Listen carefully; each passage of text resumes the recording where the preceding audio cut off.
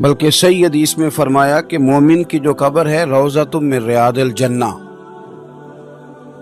وہ باغ ہے۔ باغ میں گھٹن نہیں ہوتی، باغ میں ٹینشن نہیں ہوتی، باغ میں انسان بڑے سکون میں رہتا ہے، اور باغ بھی معمولی نہیں، روضۃ من ریاض الجنہ، جنت کے باغوں میں سے باغ ہے۔ بندہ مومن کی قبر آرام کی جگہ ہے۔ حدیث صحیح میں فرمایا کہ اسے کہا جائے گا کہ تو سو جا۔ بھائی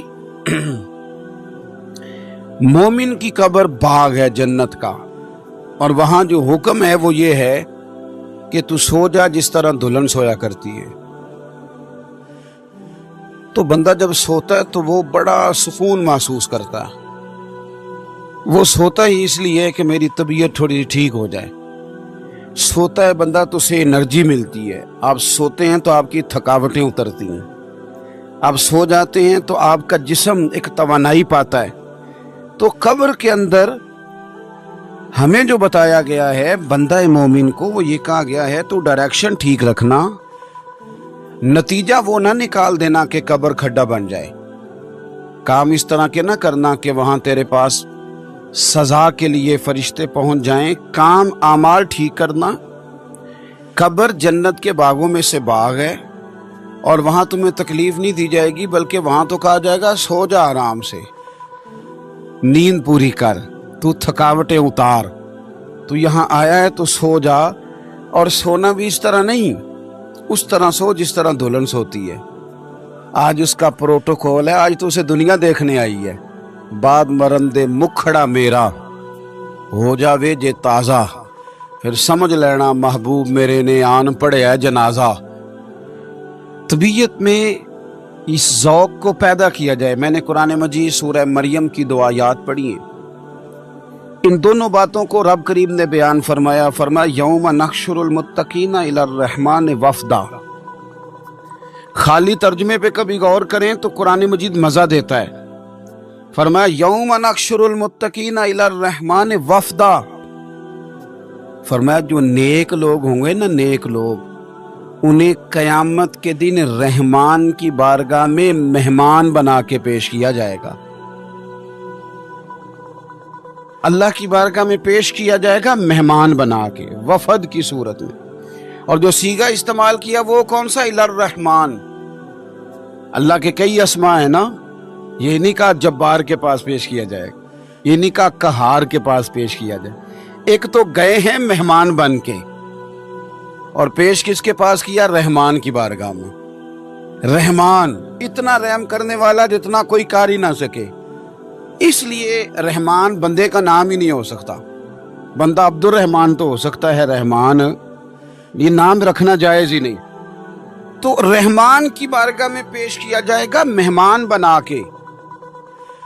تو مجھے بتائیے جو مہمان بن کے جائے، میری طرف توجہ کرنی ہے آپ سے، اس کے ساتھ سخت سخت باتیں ہوتی ہیں کہ اس کے سامنے کھانے لا کے رکھے جاتے ہیں۔ جو مہمان بنا کے پیش کیا جائے اس کو سزا ہوتی ہے، یا اس کے لیے اچھے اچھے بستر بچھائے جاتے ہیں؟ فرمایا جو متقی ہوں گے نا، متقی پرہیزگار لوگ، وہ رحمان کی بارگاہ میں مہمان بنا کے پیش کیے جائیں گے، وہ اللہ کے حضور جائیں گے مہمان بن کے۔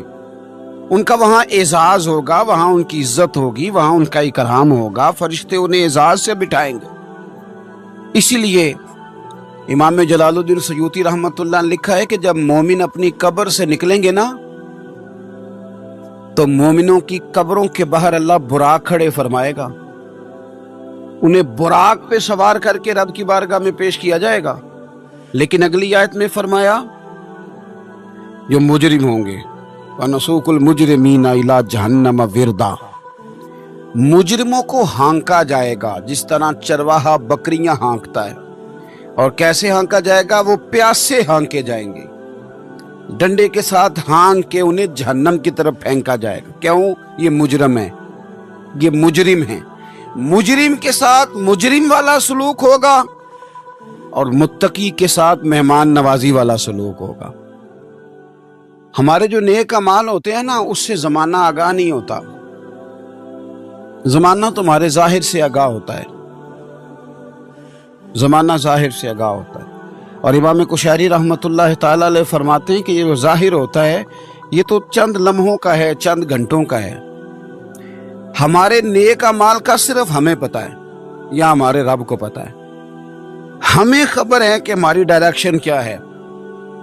मसलन मैं इमामे में हूँ, दाढ़ी में हूँ, मैंने लिबास बड़ा दरवेशों वाला पहना है, पर आपको पता है कि मैंने आज दरूद पाक पढ़ा है कि नहीं पढ़ा?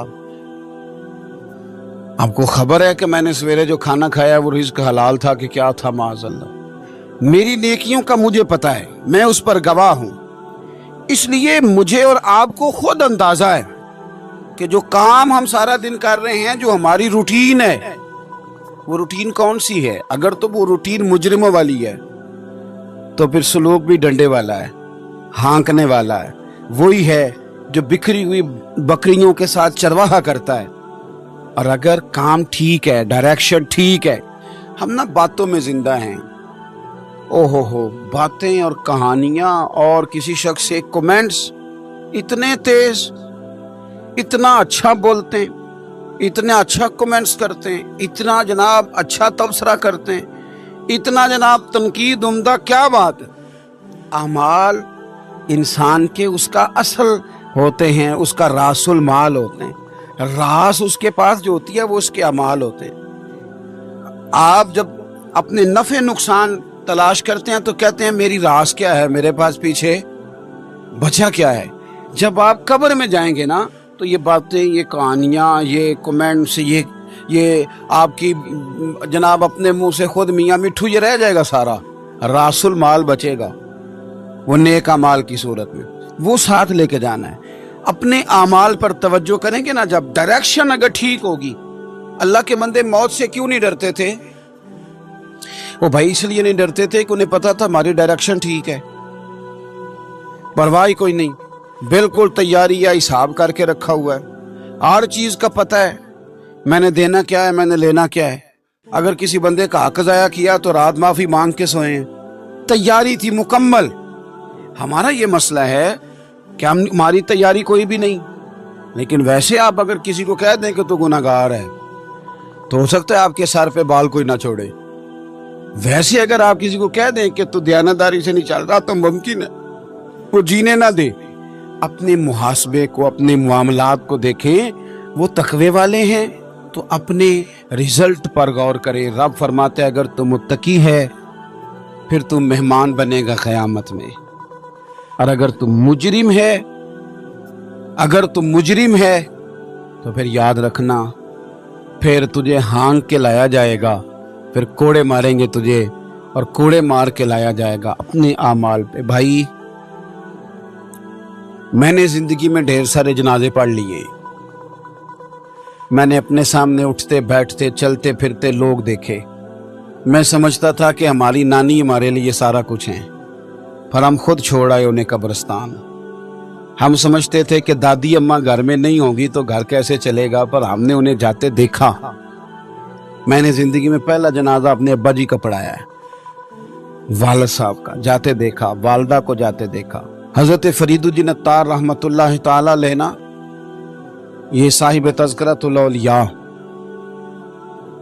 इतने अल्लाह तबारक व तआला के करीबी लोगों में से हुए हैं कि फिर इन्होंने ना मुक़र्रबीन की लिस्ट बनाई, यानी तज़किरतुल औलिया लिखी। अल्लाह के बंदों के हालात इन्होंने जमा किए। ये अत्तार थे, इत्र बेचते थे। इत्र का कारोबार एक महंगा कारोबार है। अरब शरीफ में अल्लाह ताला हम सबको ज़ियारत नसीब करे तो सोने वाली दुकान के साथ इत्र की दुकान होती है, यानी इतना किराया वो बंदा दे रहा है उतना ये दे रहा है। इतना महंगा बिजनेस है कि लोग इसे सोने चांदी के बराबर जानते हैं। बड़ा महंगा कारोबार था। फरमाते महंगी महंगी खुशबुएं मैंने सजाई हुई थी। एक दिन एक दरवेश बाबा जी आ गए तो 2 4 5 बोतलें उन्होंने देखी, खुशबू लेनी थी। तो ये अच्छे सेलमैन होते हैं, ये ग्राहक को जाने नहीं देते। फरमाते मैंने भी आगे बढ़ के बाबा जी से कहा, जब उन्होंने देख ली काफी चीजें तो मैंने आगे बढ़ के कहा कि बुजुर्गों क्या चाहिए, मुझे हुक्म करे मैं देता हूं। क्या देख रहे हैं, कौन सी खुशबू चाहिए? तो बाबा जी फरमाने लगे, पुत्र मैं तो देख रहा हूं कि तेरी जान बड़ी मुश्किल से निकलेगी। تو میں دنیا دار بندہ تھا, مجھے بڑا غصہ آیا. میں نے کہا بابا وہ کیوں؟ میں نے کہا پتر مال ہی بڑا جمع کیا ہے, مرے گا کبھی یہ والی شیشی یاد آئے گی, کبھی وہ والی یاد آئے گی. نہیں سمجھ آئی آپ کو بات؟ یعنی کبھی مسلم کمرشل بینک والا اکاؤنٹ یاد آئے گا, کبھی ابھی بینک والا یاد آئے گا, کبھی وہ جو فیصل آباد میں پلاٹ لیا وہ پریشان کرے گا, کبھی لاہور والی سوسائٹی کی فائل ڈسٹرب کرے گی کہ اتنا کچھ چھوڑ کے مر جاؤں, اتنی محنت سے اکٹھا کیا تھا, کبھی وہ پجارو کبھی یہ پجارو. اتنا مشکل تو ہم بناتے ہیں دنیا داری. کہا تو نہیں مرے گا تو یہ چیزیں یاد آئیں گی. فرماتے میں دنیا دار تھا, دنیا دار کو نصیحت کریں تو غصہ کرتا ہے. کہتے ہیں میں نے کہا اچھا بابا میری جان مشکل سے نکلے گی تو تیری کیسے نکلے گی؟ فرماتے کہنے لگے بیٹے ادھر آ دکھاؤں. کہتے ہیں میں مڑ کے اوپر سے ہو کے بزرگوں کے قریب آیا, وہ میری دکان کے فرش پہ لیٹے کلمہ پڑا, روح پرواز کر گئی. عرش فرشتے بانگا ملیاں, مکے پہ گیا شور. بلے شاہ اسا نہیں مرنا, یہ تے مر گیا ہی کوئی ہور.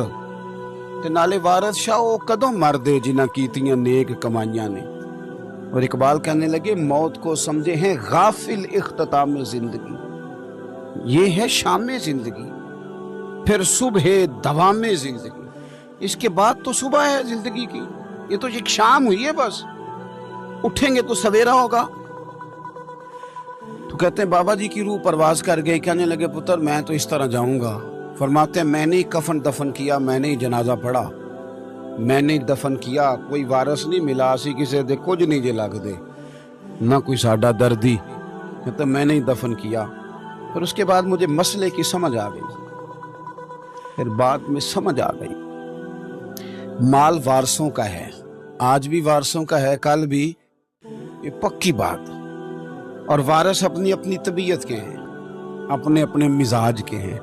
ہو سکتا ہے آپ کا محنت کا مال وہ ہفتوں میں ضائع کر دیں, اپنی اپنی طبیعت کے ہیں نا وارثین. ہو سکتا ہے آپ کی بڑی بنائی ہوئی چیزیں وہ چند منٹ لگائیں, گیا سارا کچھ. تو بہت سارے معاملات میں اگر ہماری توجہ ہو کہ ہم نے جانا ہے اور ڈائریکشن ٹھیک ہو تو پھر موت کا کوئی خوف, پھر تو تیاری ہے. حدیث بخاری دیکھیے گا, حضرت ابو ہریرہ رضی اللہ تعالیٰ عنہ بھی حدیث کے راوی ہیں, اور ایک مقام پہ اسی حدیث کو حضرت انس بن مالک رضی اللہ تعالیٰ عنہ نے بھی روایت کیا. ایک خاتون حضور کی بارگاہ میں آئی اور عرض کی یا رسول اللہ صلی اللہ علیہ وسلم مجھے مرگی کا مرض ہے. یہ بڑا اعصابی مرض ہوتا ہے, جسمانی امراض بھی بڑے مشکل ہوتے ہیں, مرض تو اللہ معاف کرے کوئی بھی ٹھیک نہیں, لیکن یہ جو اعصابی مرض ہے نا, یہ ایک بہت بڑا مشکل مرحلہ ہے کہ آپ کا دماغ کنٹرول میں آ جائے. تو مرگی کا مرض بندے کو بے ہوش کر دیتا ہے, اعصاب کنٹرول کر لیتا ہے, جسم بھی قبضے میں آ جاتا ہے. اور پھر خاتون ہو تو ویسے ہی حوصلہ کم ہوتا ہے. عرض کرتی ہے حضور مجھے مرگی ہے, میں بڑی تکلیف میں ہوں, میرے لیے دعا کر دیں. تو حبیب پاک صلی اللہ علیہ وسلم سب کے لیے دعائیں فرماتے تھے, پر آج حضور نے ایک انوکھی بات ارشاد فرمائی. حضور فرمانے لگے اگر تو کہے تو دعا کر دیتا ہوں, اللہ شفا دے گا, اور اگر تو کرے صبر. اس کا معنی کیا ہے کہ مرگی کے ساتھ ہی گزارا کرے. نہیں سمجھ آ رہی بات کی؟ مرگی کے ہم مانتے نہیں, ویسے مرض جو آتا ہے نا وہ جاتا کم ہی ہے, گزارا اس کے ساتھ ہی کرنا پڑتا ہے. ہم پتہ کیا کرتے رہتے ہیں, ہم پریشان ہو جاتے ہیں, ٹینشن لے لیتے ہیں, لیکن اس کے ساتھ جینا نہیں سیکھتے. اپنی بیماریوں, آزمائشوں, پریشانیوں کے ساتھ جینا سیکھیں. جن کو ان کے ساتھ جینا آ جاتا ہے نا, وہ زندگی کا سارا سکون حاصل کر لیتا ہے, وہ ساری آسانیاں پا جاتا ہے, جسے اپنی مشکلات کے بیچ جینا آ گیا. اور جب بیچارہ دل چھوڑ کے بیٹھ گیا, اوہو بس یہ آخری ٹینشن ہے, اس کے بعد مر جانا ہے, وہ گیا کام سے. مشکلات ہی تو ایک ایسا وقت ہوتا ہے جہاں انسان کی صفائی بھی ہوتی ہے, وہ نکھر بھی جاتا ہے, تربیت بھی ہو جاتی ہے, اور ایک اچھی ٹریننگ اس کی ہوتی ہے, پھر اگلے مرحلے اس کے لیے آسان ہو جاتے ہیں. हुजूर ने फरमाया अगर तू कहे दुआ करता हूँ अल्लाह शिफा देगा, और अगर तू करे सब्र, गोया इसके साथ ही गुजारा करे, तो फिर क्या मिलेगा? हुजूर फरमाने लगे रब हिसाब नहीं लेगा, बगैर हिसाब के जन्नत अता करेगा। हमसे वैसे पूछा जाए तो हमें शिफा ही चाहिए, क्योंकि युमिनून बिल गैब के जो मामलात है ना, उन पर यकीन रखना कामिल लोगों का तरीका है। कहा आप बताएं शिफा के जन्नत, तो सहाबा कहते हैं एक मिनट नहीं लगाया बीबी ने सोचने पे, अकीदा पुख्ता था ना, उन्हें पता था कि दरअसल हमारा फायदा यह है कि हमारी आखिरत ठीक हो, बच जाएं। फौरन वो खातून अर्ज करने लगी हुजूर गोया थोड़ी सी तो जिंदगी है, मैं इसके साथ ही गुजारा कर लूंगी, आप दुआ कर दे रब मुझे जन्नत अता कर दे, मुझे जन्नत की जरूरत है। इसके तो साथ भी टाइम, थोड़ा वक्त कितना है, वक्त कितना है, बस आ गया उठना फरीदा सुतिया, अब बस दाढ़ी आ गई पूर, अग्गा नेड़े आ गई, पिछा रह गई दूर, ते उठना फरीदा सुतिया, झाड़ू दे मसीत, ओए तू सुते रब जागदा, तेरी डाडे नाल परीत, ते उठना फरीदा सुतिया, खलकत वेखन जा, उम्मते कोई मिल जाई बख्शिया ते तू भी बख्शिया जा, कुछ कर आगे बढ़, अगला सफर जो है इस पर तवज्जो कर। ये जो सफेद बाल आते हैं ना, ये पैगाम आते हैं, ये जो बीमारी आती है ये पैगाम आता है, जब इंसान की सीधी कमर झुकती है तो पैगाम आते हैं, मैसेज शुरू हो जाते हैं कि तैयारी करो, ये ऐलान होता है।